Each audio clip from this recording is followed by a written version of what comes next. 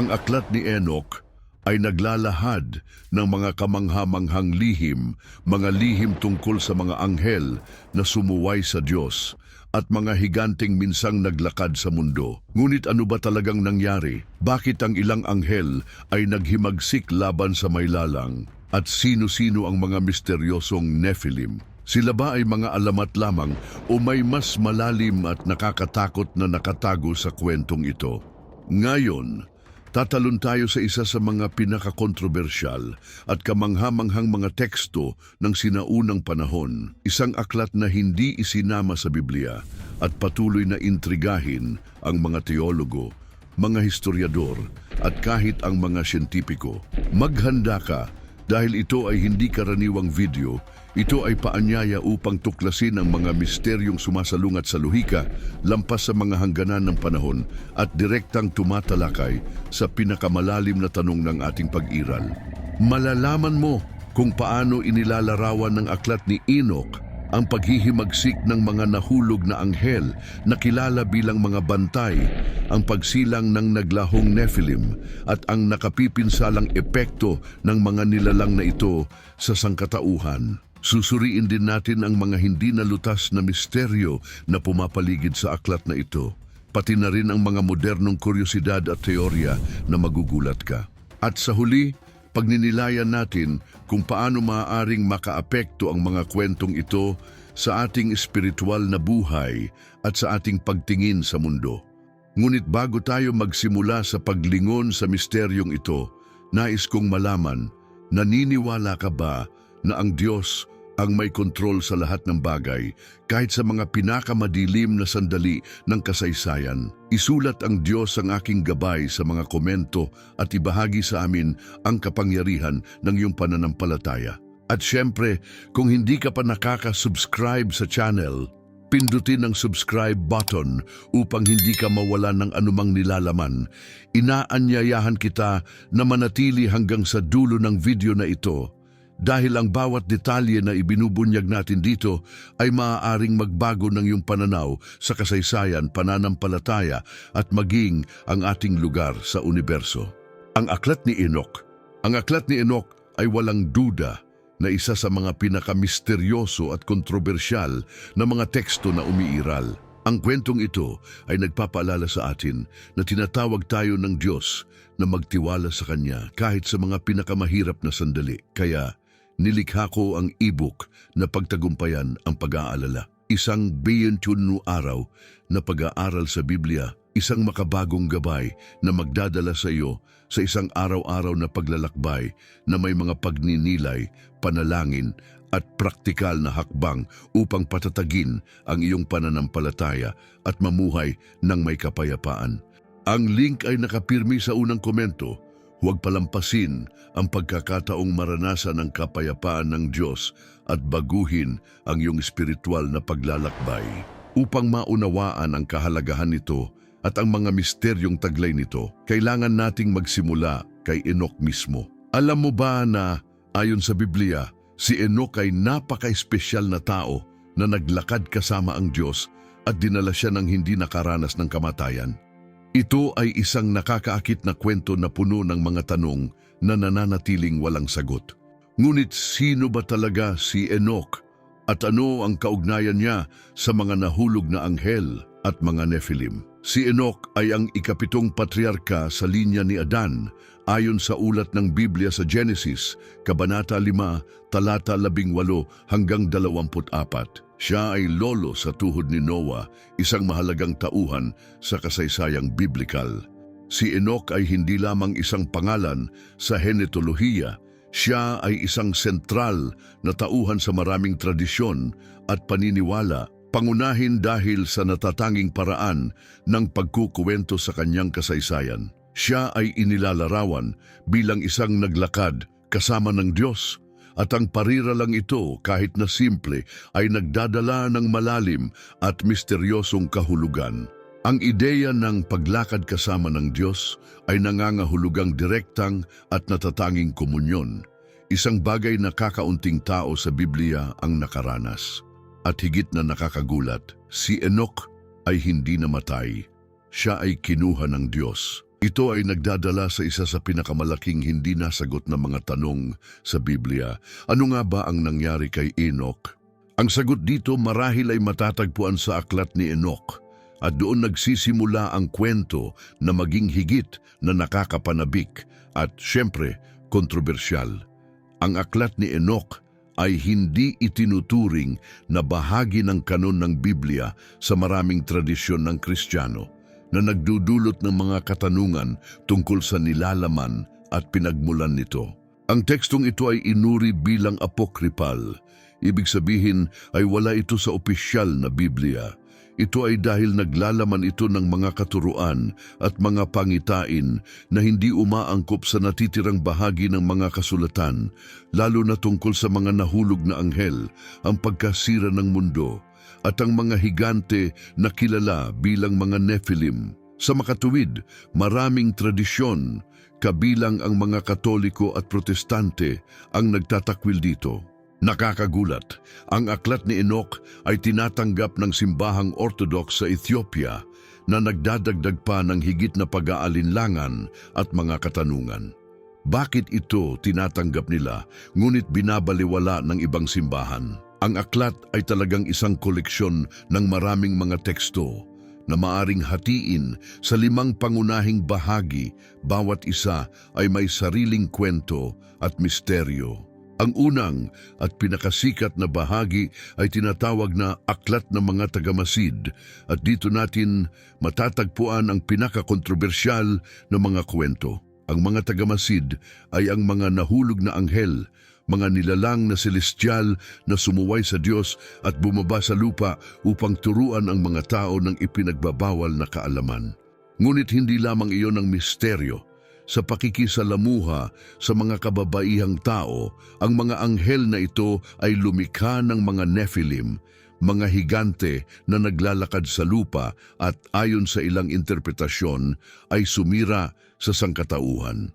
Ano sa palagay mo kung malalaman mo na, ayon sa aklat ni Enoch, ang mga Nephilim ang may pananagutan sa maraming mga sakuna na naganap sa mundo? Ngunit ano ang ibig sabihin nito para sa kasaysayan ng sangkatauhan? Manatili ka sa akin dahil baka magulat ka sa mga kasagutan. Ang ikalawang bahagi, ang aklat ng mga talinghaga ay nagdadala ng mga bagay sa mas matinding antas. Dito, nakatatanggap si Enoch ng mga apokaliptikong pangitain kung saan nasasaksihan niya ang huling paghatol sa mga masasama at ang pagdating ng isang Mesyas. Ang mga pangitain ay puno ng simbolismo at mga propesiya na hanggang ngayon ay nagbunsod ng debate sa hanay ng mga mag-aaral.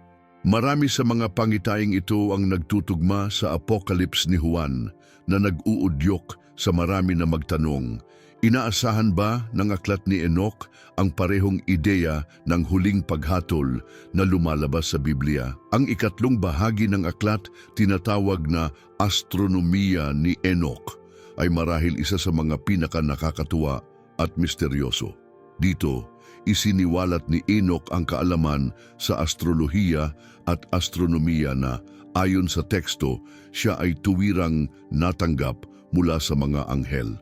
Ito ay mga detalyadong paglalarawan ng langit, mga celestial na katawan, at ang galaw ng mga bituin na tila hinuhulaan ang modernong agham sa paraang kahit papaano ay nakaka-interes.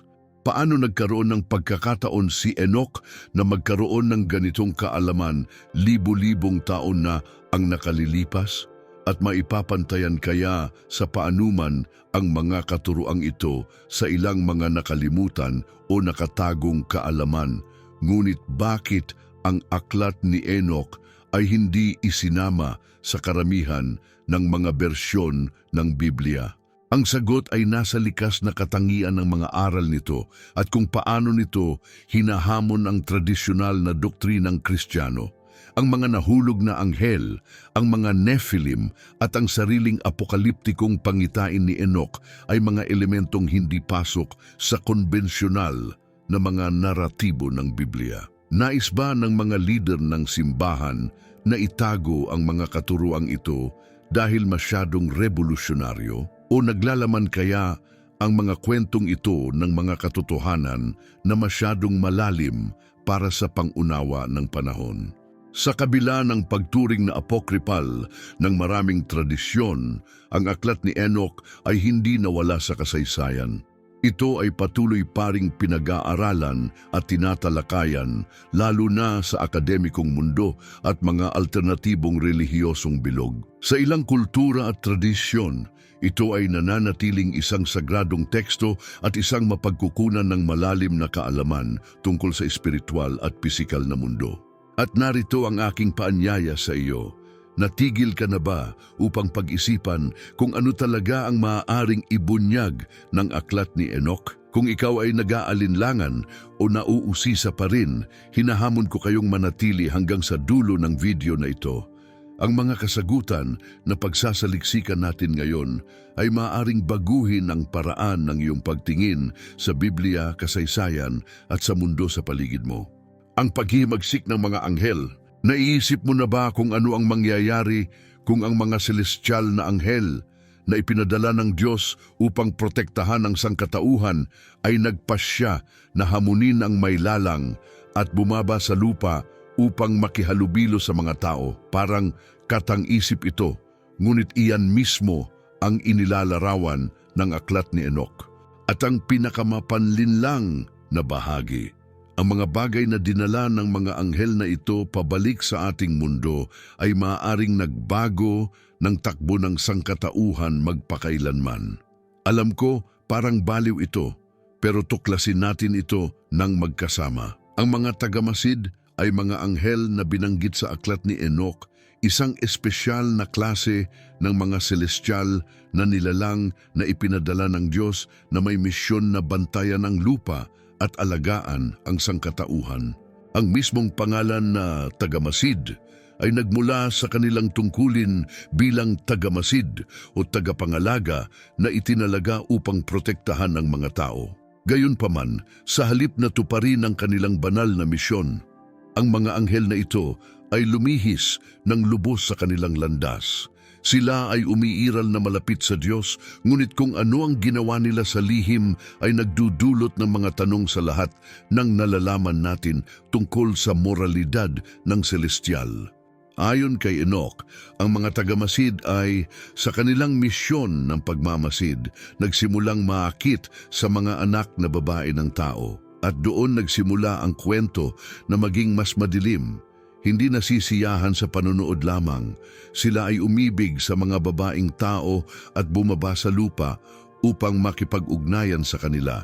Ang kilos na ito ng pagsuway ay naging isa sa pinakamalaking kontrobersya ng aklat at sa totoo lang sa kasaysayan ng Biblia. Isipin mo lang, mga anghel, mga nilalang na hindi kailanman dapat makipag-ugnayan sa mga tao sa ganitong paraan, umiibig at kumikilos ayon sa pagnanasa ng laman. Inilalarawan ni Enoch ang mahalagang sandaling ito sa Kabanata 6, versikulo 1 hanggang 8, kung saan isinasalaysay niya kung paano bumaba ang mga anghel o mga tagamasid sa bundok ng Hermon, isang banal na lugar. Doon, ang mga anghel na ito ay gumawa ng kasunduan sa kanilang mga sarili. Sila ay nagkaisa sa desisyon na bumaba sa lupa at kunin ang mga babaeng tao bilang asawa. Ngunit ang tila simpleng kilos ng paghihimagsik ay naging mas madilim at nagkaroon ng mapaminsalang resulta. Ang mga anghel na ito ay hindi lamang nakipag-ugnayan sa mga kababaihan, kundi dinala rin ang kanila ng ipinagbabawal at makapangyarihang mga aral na hindi dapat kailanman isiniwalat sa sangkatauhan. Iniulat ng aklat ni Enoch na ang mga tagamasid ay nagturo sa mga tao ng mga lihim na lubhang nagbago sa takbo ng kasaysayan. Nagturo sila tungkol sa astrolohiya, mga bituin at mga galaw ng kalangitan, ngunit hindi sila tumigil doon.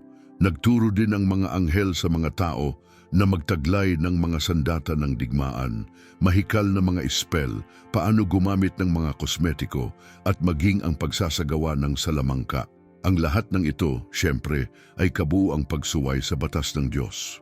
Ngayon, ang malaking tanong na hindi natin maiiwasang itanong ay, ang mga katuroang ito ba ay nakaimpluwensya pa rin sa sangkatauhan ngayon? Naisip mo na ba na ang lahat ng alam natin tungkol sa mga sandata ng digmaan, astrolohiya, kosmetiko at maging sa ilang mga gawaing okulto ay maaaring may pinagmulan sa mga ipinagbabawal na aral na ito? Ang mga binhibang itinanim ng mga anghel na ito ay patuloy na gumagana sa ating modernong lipunan? Hindi mahirap makita kung paano ang mga advanced at madalas na mapanirang kaalaman na ito ay maaring nakaimpluwensya sa ebolusyon ng kaalaman ng tao. Pero ang totoong tanong ay, hanggang saan tayo totoong malaya mula sa epekto ng mga katuroang ito? Ang pinakanakakagulat na bahagi ay ang aklat ni Enoch ay nag-aalok sa atin ng nakakakilabot na pagtingin sa direktang epekto ng mga nahulog na anghel sa mundo. Ang salaysay ay nagsasalita ng sangkatauhan na na-corrupt, itinuro ng mga nilalang mula sa ibang mundo, kung saan ang kanilang mga aral ay nagresulta sa pag-ikot ng karahasan at pagkawasak. Ang kwento ng mga tagamasid ay nagpapaisip sa atin kung gaano kalaki ang tila nakatagong impluensyang ito sa ating kasalukuyang realidad. Maaring ang itinuro nila sa sangkatauhan ang naging binhi para sa marami sa mga suliranin na kinakaharap natin ngayon, tulad ng digmaan, pagkasira ng kalikasan at materyalismo. Dinala ng mga tagamasid ang kaalaman na sana'y magagamit para sa kabutihan. Ngunit sa halip, ang mga katuruang ito ay na-corrupt at naging mga kasangkapan ng pagkawasak, manipulasyon at kontrol. Pero ano ang nangyari sa mga tagamasid pagkatapos ng dakilang paghihimagsik na ito? Ano ang sinasabi ng mga banal na kasulatan tungkol dito?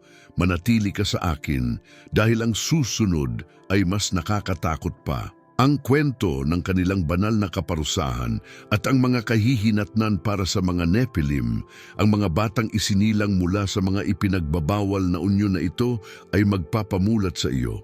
Bago magpatuloy, sabihin mo muna sa akin, sa palagay mo ba ang mga ipinagbabawal na katuroang ito ay may epekto pa rin sa ating mundo? Tunay bang binago ng kaalaman ng mga tagamasid ang kapalaran ng sangkatauhan? Iwan ang iyong opinyon sa mga komento at ipagpatuloy natin ang ating paglalakbay sa misteryong ito. Ang paghuhukom sa mga nahulog na anghel. Ngayon na naiintindihan natin ang lawak ng paghihimagsik ng mga tagamasid, oras na upang talakayin ang banal na paghuhukom na bumagsak sa kanila. Nang ang mga nahulog na anghel ay sumuway sa mga batas ng langit, hindi sila pinalampas ng Diyos na walang parusa. Ang aklat ni Enoch ay nagdedetalye ng kaparusahan na kanilang natanggap at ang higit pang nakakaintriga, ang banal na kaparusahan ay hindi lamang para sa kanila, kundi pati na rin sa lahat ng mga napariwara ng mga aral na kanilang dinala. Kaya ano ang ginawa ng Diyos sa makapangyarihang mga nilalang na ito na nangahas maghimagsik? Ayon sa aklat ni Enoch, ang tugon ng Diyos sa paghihimagsik ng mga tagamasid ay kasing lupit ng kanilang kawalang pagsunod. Sa kanyang banal na katarungan, nagpasya ang Diyos na ikulong ang mga rebelding anghel sa isang lugar ng walang hanggang pagdurusa. At sa Kabanata 10, mga bersikulo 4 hanggang 6, tayo ay hinarap ng isang nakakatakot na larawan. Inutusan ng Diyos na ikulong ang mga nahulog na anghel sa malalalim na bangin, madilim at hindi matatakasan na mga lugar kung saan sila ay maghihintay sa huling paghuhukom. Ang mga bangin na ito ay hindi lamang pansamantalang lugar ng detensyon, kundi sa halip, isang lugar ng walang hanggang pagdurusa, kung saan ang mga nahulog na anghel ay inihahanda para sa araw ng paghuhukom. Kamangha-mangha, hindi ba? Para bang hindi sapat ang tindi ng kaparusahan, idineklara rin ng Diyos na ang huling hantungan ng mga nahulog na anghel ay ang lawa ng apoy, ang parehong lugar na binanggit sa kasulatan bilang destinasyon ng mga masama sa huling paghuhukom. Sa aklat ng pahayag, halimbawa, ito ay inilarawan bilang lugar kung saan itatapon si Satanas at ang kanyang mga tagasunod sa katapusan ng panahon. Ano ang ibig sabihin nito? Ang mga nilalang na ito, na minsan ay nasa presensya ng Diyos at bahagi ng kanyang banal na plano, ay ngayon hatulan sa walang hangganang kaparusahan, tila walang katapusan. Ito ba ay simpleng metapora o seryosong babala na kahit ang pinaka-powerful ay maaring mahulog mula sa grasya ng Diyos? Ngunit hindi lamang sa aklat ni Enoch natin nahahanap ang ideya ng kaparusahan para sa mga nahulog na anghel. Ang bagong tipan ay tumutukoy rin sa mga nakapitong nilalang. Sa Judas, Kabanata 1, versikulo 6, mababasa natin, "At ang mga anghel na hindi nag-ingat ng kanilang sariling lugar, kundi iniwan ang kanilang wastong tahanan, siya'y iningatan sa tanikala ng kadiliman para sa paghuhukom sa dakilang araw." Binanggit din ng Apostol Pedro ang mga nahulog na anghel sa ikalawang sulat ni Pedro, Kabanata 2, versikulo 4, na nagsasabing, "Dahil hindi pinatawad ng Diyos ang mga anghel na nagkasala, kundi ihinagis sa impyerno at ipinasok sa mga hukay ng kadiliman na reserbado para sa paghuhukom."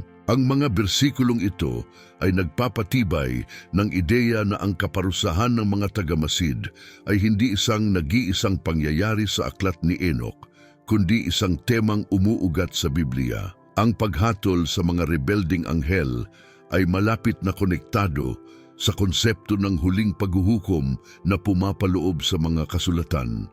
Kaya ang tanong ay, ano ang sinasabi nito sa atin tungkol sa kapangyarihan ng Diyos at ang mga hangganan na itinakda niya para sa kasamaan?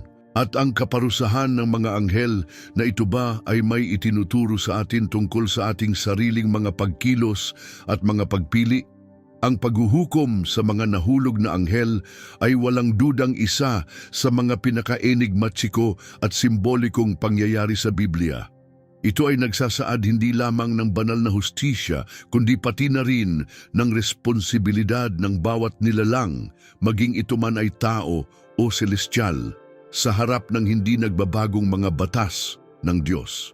Sa pamamagitan ng pagbilanggo sa mga tagamasid, sa mga bangin at tahakan ng mga ito para sa lawa ng apoy, malinaw na ipinapakita ng Diyos na walang sinuman ang higit sa kanyang hustisya.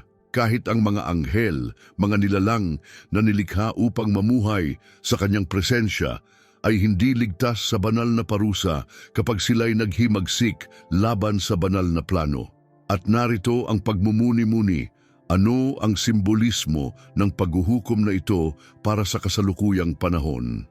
Nakikita ba natin ang isang bagay na katulad na nagaganap sa ating mundo? Nahulog na mga anghel, mga celestial na nilalang na sumusuway at nagdadala ng korupsyon sa lupa. Naisip mo na ba na marahil sa modernong lipunan may mga pwersa na lumihis mula sa kanilang banal na layunin at ngayoy malupit na nakaaapekto sa sangkatauhan? Ang paghuhukom ng mga anghel na ito ba ay isang metapora para sa mga bunga ng ating sariling mga desisyon at pagkilos? Kung ang gayong makapangyarihang mga anghel ay pinatawan ng gayong kalupit na kaparusahan, ano ang ibig sabihin nito para sa atin, mga tao na sumasailalim din sa hustisya ng Diyos? Habang ipinagpapatuloy natin ang ating paglalakbay, tandaan na ang kwento ng mga tagamasid ay hindi lamang tungkol sa mga nilalang ng nakaraan. Ito ay isang babala, isang pagninilay sa ating sariling responsibilidad sa harap ng Diyos at ng mga espiritual na puwersang baka naririyan pa sa paligid natin. Ang paghuhukom ng mga nahulog na anghel ay sa huli isang babala. Ang mga pagpili ay may mga bunga at ang mga bunga ay maaring walang hanggan. Ano ang gagawin mo kung harapin ka ng isang pagpipilian na maaaring magdala sa iyo sa bangin? Ang sagot sa tanong na ito ay maaaring magbunyag ng higit pa sa iyong inaakala. Ngayon, ang susunod na bahagi ng kwento ay mas kamangha-mangha pa dahil ang kapalaran ng mga Nephilim Ang mga higanteng supling ng ipinagbabawal na unyon na ito ay malapit ng ibunyag. Ano ang nangyari sa mga nilalang na ito? Naranasan din kaya nila ang trahedyang kapalaran? Huwag mong pinalampas dahil ang katotohanan ay magugulat sa iyo. Sino ang mga higante sa lupa? Kapag tinitingnan natin ang kasaysayan ng mga Nephilim, nakikita natin na ito ay lampas pa sa simpleng mga alamat o sinaunang mga mito. Ang pinagmulan ng mga misteryosong higanting ito na napakalalim ang koneksyon sa aklat ni Enoch ay puno ng mga tanong at kontrobersyang umaalingaw-ngaw pa rin hanggang ngayon. Sa Genesis, Kabanata 6, versikulo 4, mayroong pagbanggit sa mga Nephilim, mga supling ng mga nahulog na anghel at mga babaeng tao na inilalarawan bilang mga higante at mga bayani ng unang panahon. At sa aklat ni Enoch, ang kwentong ito ay mas detalyadong inilalarawan, nagbibigay sa atin ng mas malinaw na pagtingin sa kung ano talaga ang mga nilalang na ito at kung paano nila naimpluwensyahan ang sangkatauhan. Sa halip na maging nananatiling pambihirang mga tauhan, ang mga higanting ito ay nakikilala bilang mga kahangahangang tauhan na taglay ang di kapani-paniwalang lakas at kapangyarihan. Ayon kay Enoch, Kabanata 7, versikulo 2, nagbibigay ito ng masiglang imahe ng kanila at sila'y nagsimulang magsagawa ng karahasan laban sa tao at wasakin ang lupa. Ang mga higante ay hindi lang pisikal na malalakas, kundi kilala rin sa kanilang espiritual na korupsyon, nagkakalat ng kasamaan at pagkawasak saan man sila nagpunta, kumikilos bilang mga tagapagpasimula ng kasamaan sa mundo. Ang aklat ni Enoch ay naglalaman ng karagdagang paglalarawan na ang Nephilim ay may timpla ng hindi pangkaraniwang pisikal na lakas at espiritual na tiwaling kalikasan. Marami sa kanila ang naging mga instrumento ng pagkawasak, kinukuha ang gusto nilang walang awa, sinisira ang lahat sa kanilang daraanan. Ang kanilang mga aksyon ay napakamasama na.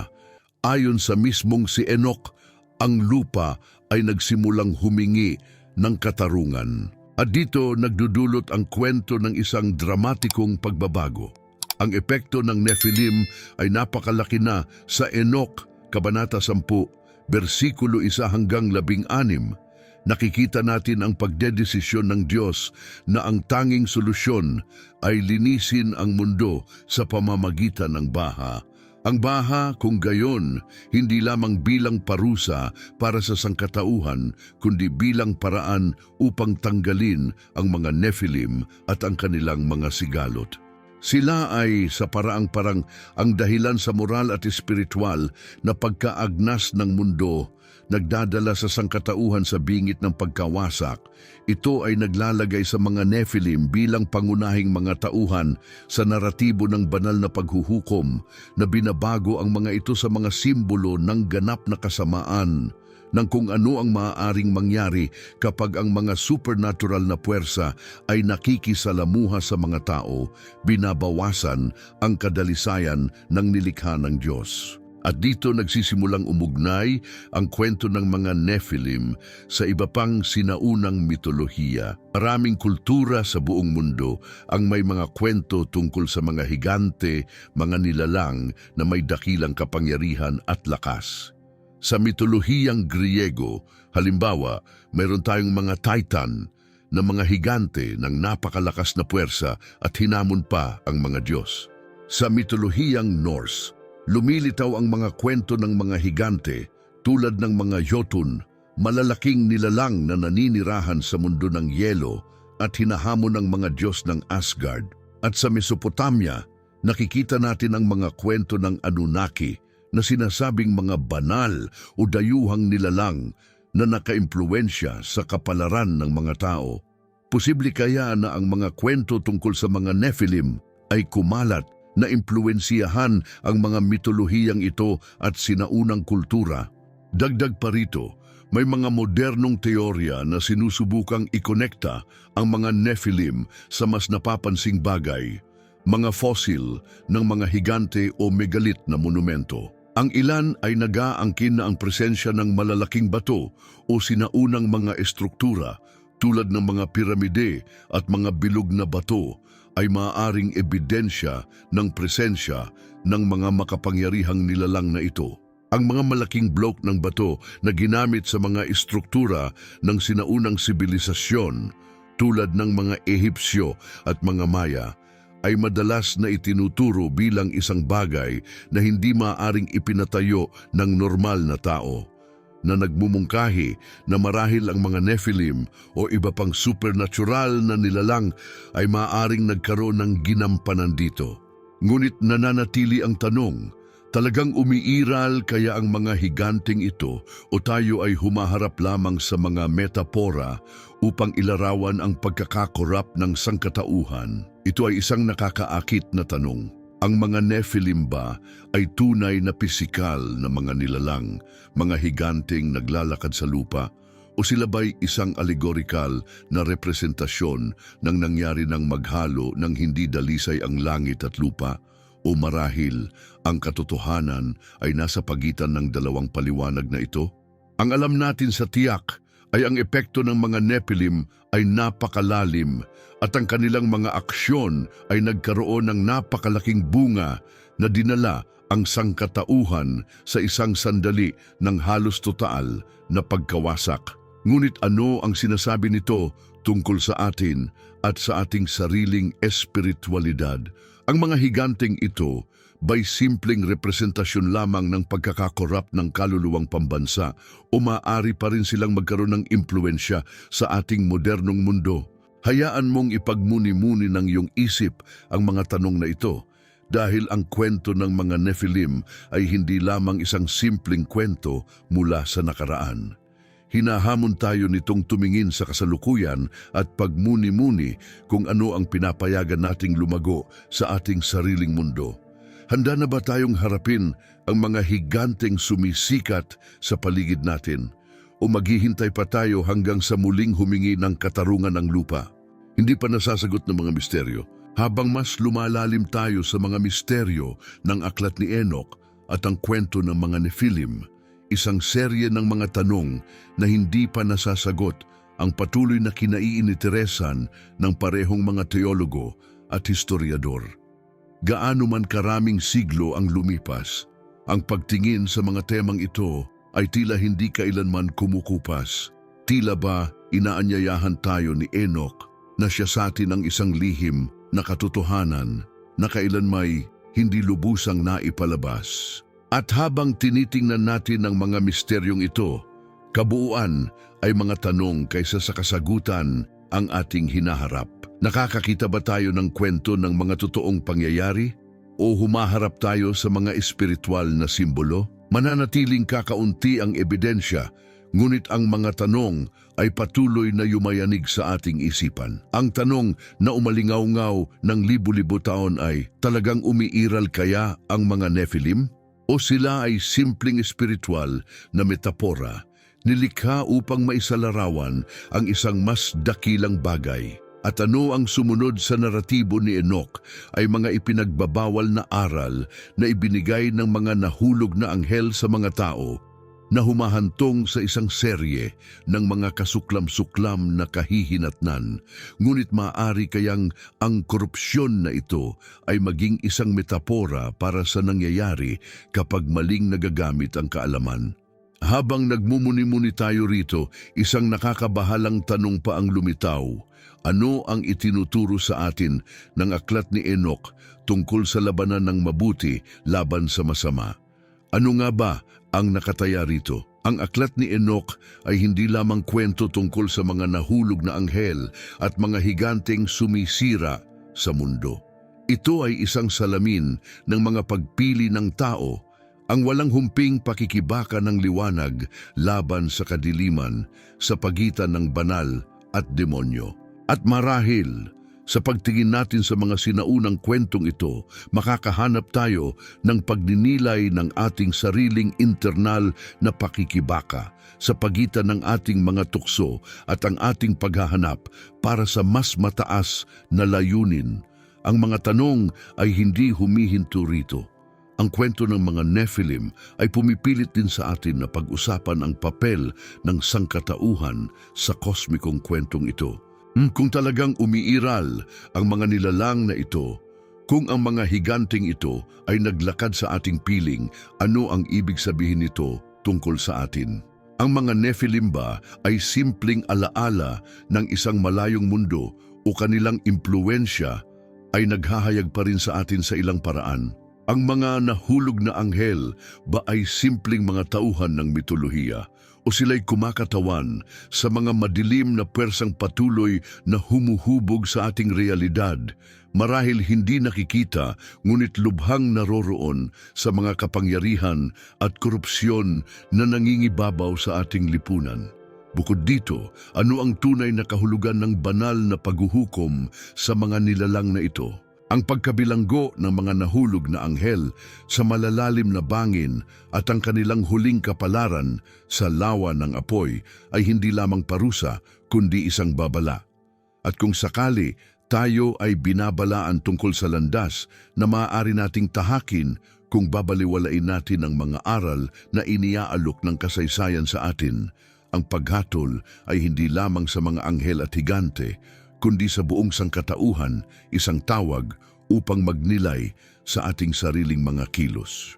Ano naman ang tungkol sa historikal at arkeolohikal na ebidensya na paminsan-minsan ay lumilitaw na nagmumungkahi ng presensya ng mga sinaunang monumento at mga fossil ng higanting nilalang? May naniniwala na ang mga bakas na ito ay maaaring konkretong patunay na ang mga Nephilim ay umiiral, habang ang iba ay nagtatalo na ito ay mga alamat at mito lamang na nilikha ng mga sinaunang kabihasnan. Kaya ano ang katotohanan? Ang mga tekstong historikal bang ito ay simpleng mga kwento ng mga kultura na naghahanap upang simbolikong ipaliwanag ang pinagmulan ng kasamaan at kaguluhan?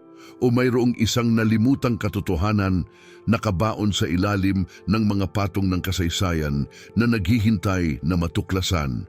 Ang mga tanong ay hindi nagtatapos dito. Ang mga tanong tungkol sa mga Nephilim at ang aklat ni Enoch ay patuloy na hinahamon ang mga madaling kasagutan. At kung sa pagsubok na maunawaan ang mga sinaunang kwentong ito, tayo, sa katunayan, ay sumusubok na unawain ang isang bagay tungkol sa ating sarili, tungkol sa mga espiritual at moral na hamon na ating hinaharap ngayon? Ang mga Nephilim ay maaaring mahigit pa sa simpleng alamat. Maaaring sila ay isang metapora para sa mga puwersa sa loob natin na kung hindi mapasusubo ay maaaring maging mapaminsalang higante, sumisira sa lahat ng nasa paligid natin. Ang mga hindi nalutas na enigma at misteryo na ito ay patuloy na hinahamon tayo, pinauusisa tayo, at marahil ang tanging kasagutan na maibibigay natin sa kanila ay ang patuloy na paghahanap ng mga sagot. Ang iniwan sa atin ni Enoch sa pamamagitan ng pagtaglay ng kanyang mga pangitain at revelasyon ay higit pa sa isang kwento. Binigyan niya tayo ng anyaya upang magtanong, upang maghanap, upang magmuni-muni tungkol sa mabuti at masama, sa mga hindi nakikitang puwersang humuhubog sa ating mundo. At marahil sa paggawa nito, maaari tayong magsimulang umintindi hindi lamang kung ano ang nangyari sa nakaraan, kundi kung ano ang nangyayari ngayon sa ating sariling puso at isipan. Ngayon ay itatanong ko sa iyo, naniniwala ka ba sa pag-iral ng mga higante at mga anghel? O ang lahat ng ito ay simpleng metapora para sa mga espiritual at moral na puwersang humuhubog sa ating buhay? Iwan ang iyong opinyon sa mga komento sa ibaba at ipagpatuloy natin ang pag-uusap na ito. Kakatuwang bagay at modernong teorya. Habang iniimbestigahan natin ang misteryo sa likod ng mga Nephilim at mga nahulog na anghel, nahaharap tayo sa sari-saring alternatibong interpretasyon at mga modernong teorya na, bagaman kontrobersyal, ay nag-iiwan ng maraming tanong sa ating isipan. Maaring mayroon bang higit pang nais sabihin ang mga sinaunang kwentong ito tungkol sa ating mundo at kinabukasan?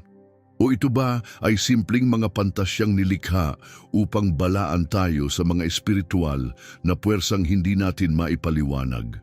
Isa sa mga pinakakaakit-akit na teorya tungkol sa mga nahulog na anghel ay ang ideya na sa halip na mga celestial na nilalang, maaari silang talagang mga dayuhan.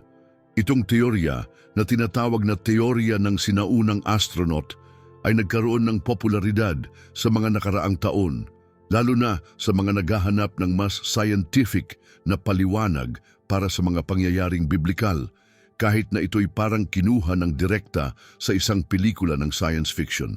Ayon sa teoryang ito, ang mga nahulog na anghel ay mga nilalang mula sa ibang planeta na dumating sa mundo libu-libong taon na ang nakalilipas, nagdadala ng makabagong kaalaman na sa halip na magbigay buhay sa sangkatauhan ay nagtulak sa kanilang kasiraan.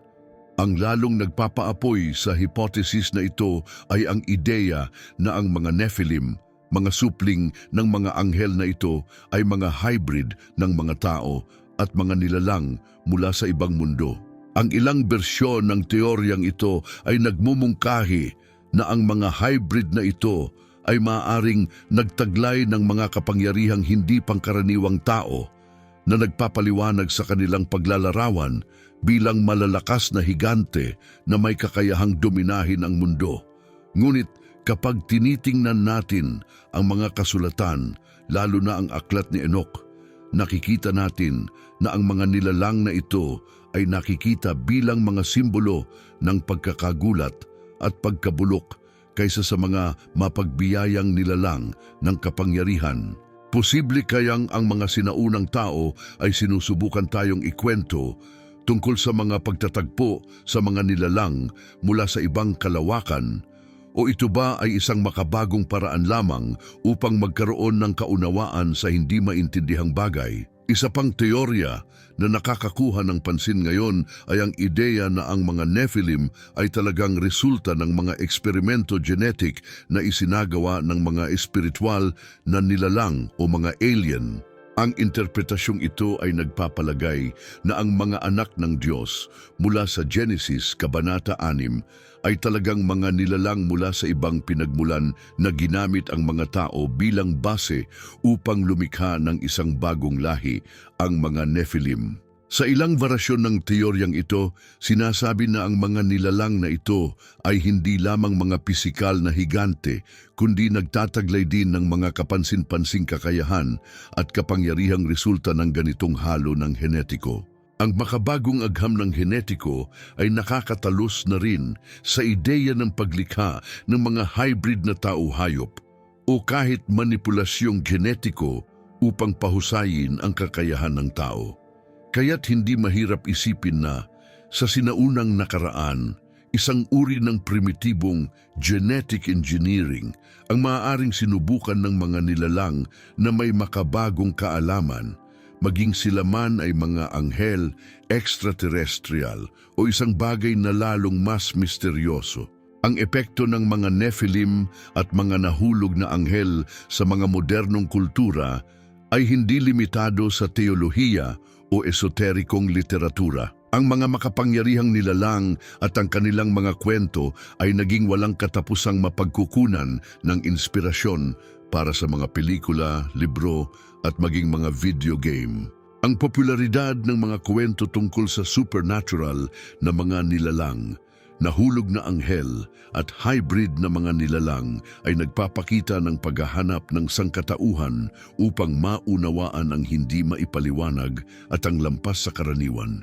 Ang mga pelikula tulad ng Angels and Demons at Constantine, halimbawa, ay sinusuri ang anyo ng mga nahulog na anghel at ang kanilang mga epekto sa lupa, habang ang iba pang mga produksyon tulad ng Percy Jackson at The Lord of the Rings ay nagtatampok ng mga tauhang base sa mga nilalang na katulad ng Nephilim, mga higante at bayani na may hindi kapani-paniwalang mga kapangyarihan na madalas nakikibaka laban sa kasamaan.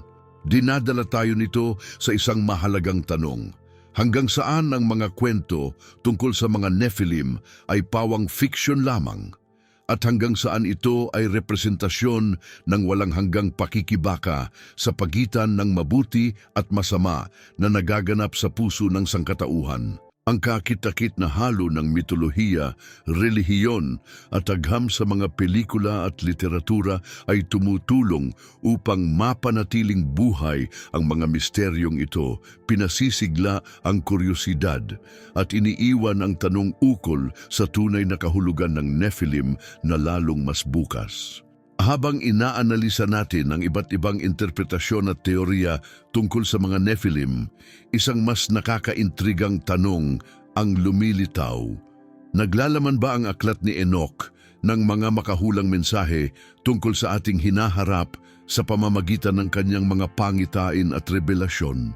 Naniniwala ang ilang mga iskolar na ang gawain ni Enoch ay hindi lamang refleksyon sa mga nakaraang pangyayari, kundi isang prediksyon ng mga hinaharap na kalamidad at mga apokalipsis. Kung ang mga Nephilim, nahulog na anghel at mga hybrid na nilalang ay simbolo ng korupsyon at pagkabulok, maaari bang ito ay isang metapora para sa moral at espiritual na pagkasira ng sangkatauhan? Binabalaan ba tayo ng aklat ni Enoch tungkol sa posibilidad ng isang hinaharap kung saan ang masasamang puwersa na kinakatawan ng mga nahulog na anghel ay maaaring muling mangibabaw? Ang mga tanong na ito ay patuloy na nagbibigay bahala sa mga isip ng mga iskolar at ng mga mausisa. Ang aklat ni Enoch na hindi isinama sa karamihan ng bersyon ng Biblia ay puno ng mga simbolo, pangitain at mga hula na maaaring maipaliwanag sa iba't ibang paraan. Iniiwan tayo nito sa isa pang malaking tanong: gaano nating mapagkakatiwalaan ang mensahe ng aklat ni Enoch bilang refleksyon ng hinaharap na naghihintay sa atin? Ang labanan sa pagitan ng mabuti at masama. Naisip mo na ba kung paanong ang labanan sa pagitan ng mabuti at masama ay higit pa sa isang espiritual na konsepto? Ano ang maituturo sa atin ng aklat ni Enoch?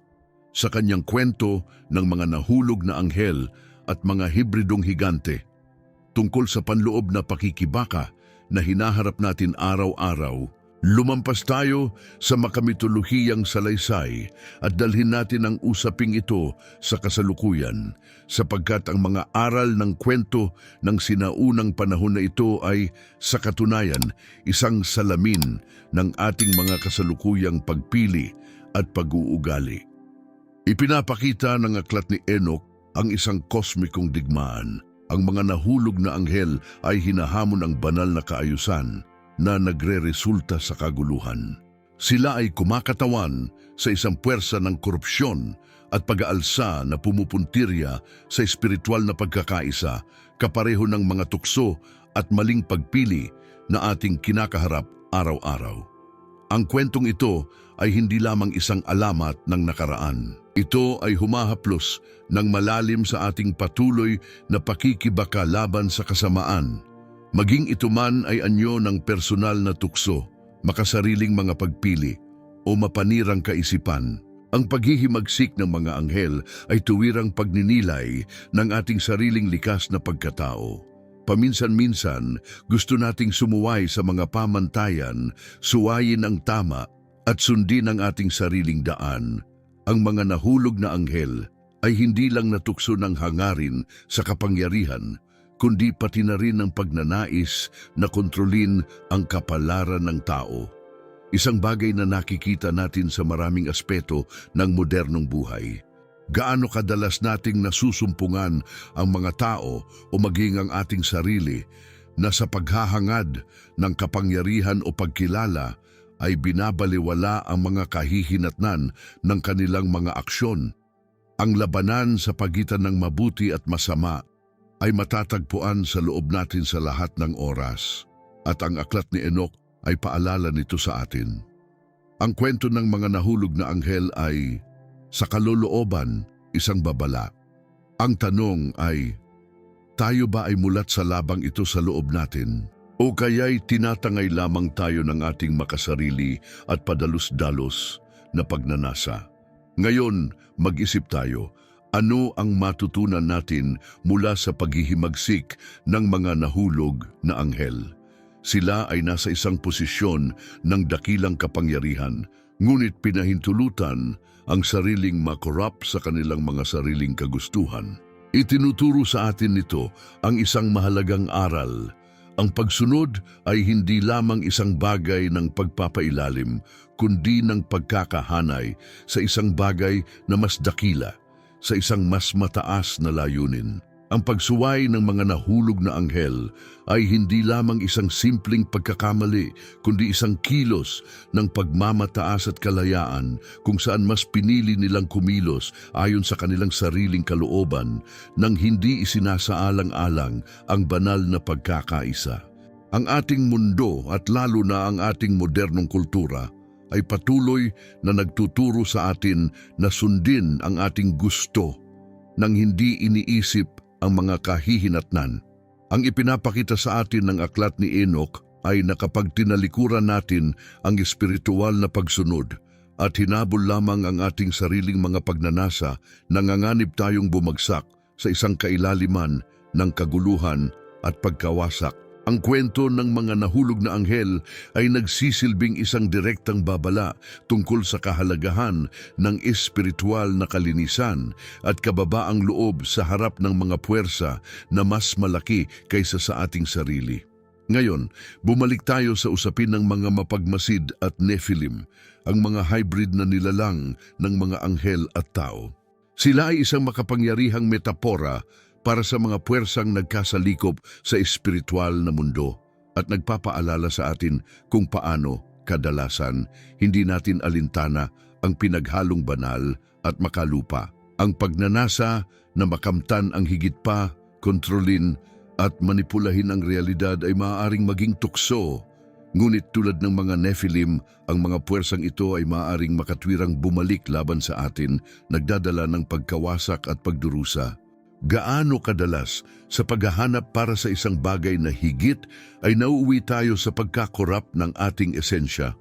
Kapag pinapayagan natin ang ating mga anino na kontrolin tulad ng mga Nephilim, makikita natin ang kaguluhan na humuhubog sa ating personal na buhay.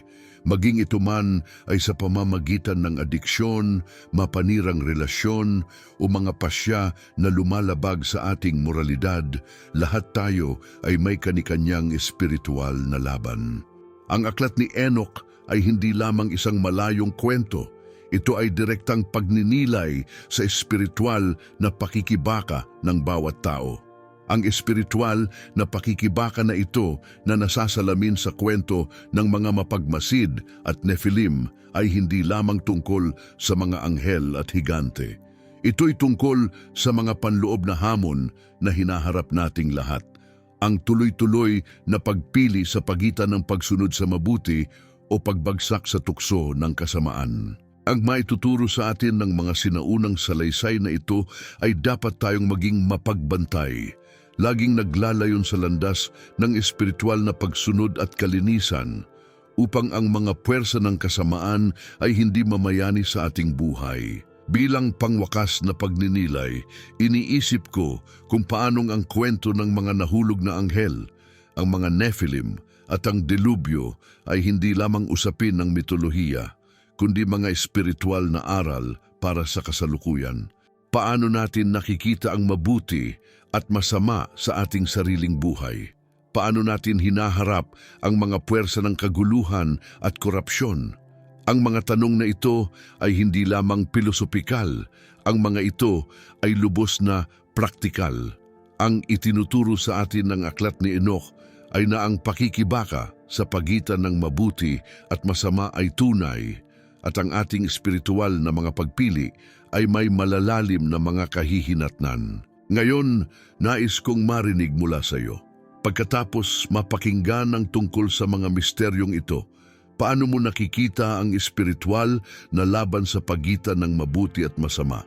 Isulat ang pariralang mas dakila ang Diyos sa mga komento kung naniniwala ka sa banal na kapangyarihan na lampasan ang alinmang puwersa ng kadiliman.